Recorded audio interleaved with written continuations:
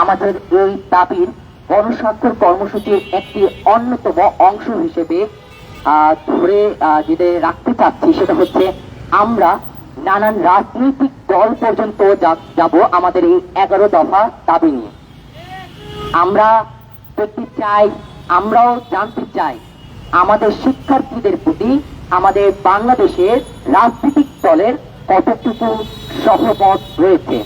তাই আমরা আপনাদের মাধ্যমে তাদের পর্যন্ত এই মেসেজটি পৌঁছাতে চাই যে আমরা অবশ্যই খুবই দ্রুত সকল রাজনৈতিক দল পর্যন্ত আমরা আমাদের এই 11 দফার দাবি ও আমাদের এই শিক্ষার্থীদের উদ্যোগে যে কর্মসূচিটি বা যে উদ্যোগটি আমরা নিয়েছি গণস্বাক্ষর কর্মসূচি, এখানে অন্যতম আমাদের প্রিয় ব্যক্তি হিসাবে দায়িত্ব পালনের একটি সুযোগ বা একটি গুরুত্বপূর্ণ স্থান হচ্ছে আমাদের শিক্ষক শিক্ষিকার।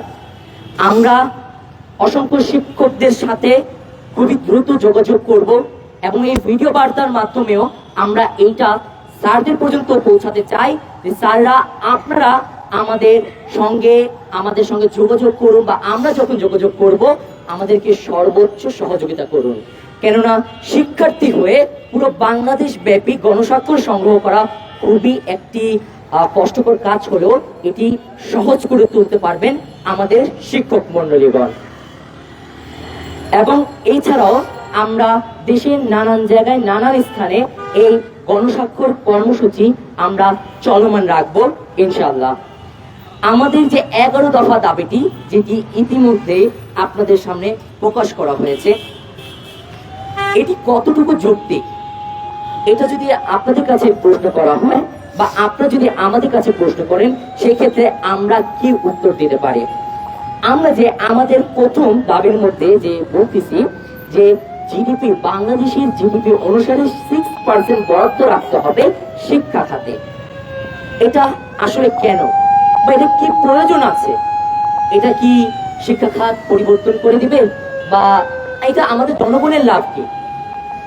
বর্তমানে বাংলাদেশের মতো আমরা যে দাবি করি যে আমার বাংলাদেশ সোনার বাংলাদেশ, এই বাংলাদেশের জিডিপি অনুসারে বাংলাদেশের শিক্ষা খাতে ব্যয় হচ্ছে 1.69%। এবং এক্সাম্পল আপনাদের সামনে একটু ভেঙে বলার চেষ্টা করি। এক্সাম্পল, এই বরাদ্দে যদি 100 টাকা ব্যয় করা হয়, তার মধ্যে এতদিন আমাদের দেশে যে একটি প্যাসেজ সরকার ছিল, সেই প্যাসেজ সরকার 100 টাকা বরাদ্দের মধ্যে থেকে 70-80 টাকায় তারা মেরে খেয়েছে, তারা পাচার করেছে, তারা শিক্ষা খাতের বরাদ্দকে ধ্বংসের মুখে ফেলে দিয়েছে। অন্যতম উদ্দেশ্য ছিল এই আওয়ামী লীগের ফ্যাসিস্টের দলের বাংলাদেশকে ধ্বংসমুখী করার জন্য। যেহেতু আমরা জানি বা আমরা বলি শিক্ষাই জাতির মেরুদণ্ড, সেই ক্ষেত্রে শিক্ষা খাতে যেহেতু ব্যয় বন্ধ করে দেবে বা ব্যয় কমিয়ে দেবে, এটির অন্যতম উদ্দেশ্য ছিল শিক্ষা জাতির যে মেরুদণ্ড, সেই মেরুদণ্ডকে একেবারে ভেঙে ফেলা।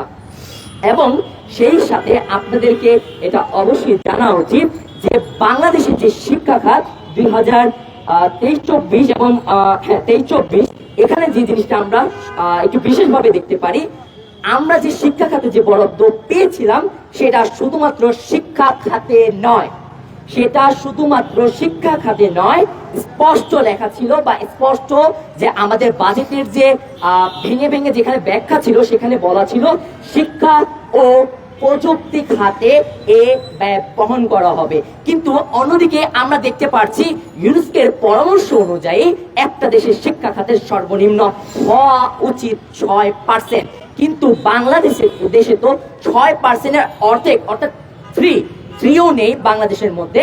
এখানে অন্য জায়গায় কি দেখা যাচ্ছে, উল্টো বাংলাদেশের শিক্ষা খাতের সাথে প্রযুক্তি খাতের বিষয়টিও এখানে ভেসে আসতেছে, এটা সম্পূর্ণ ছিল এই ফ্যাসিস্ট আওয়ামী লীগের একটি অন্যতম ষড়যন্ত্র।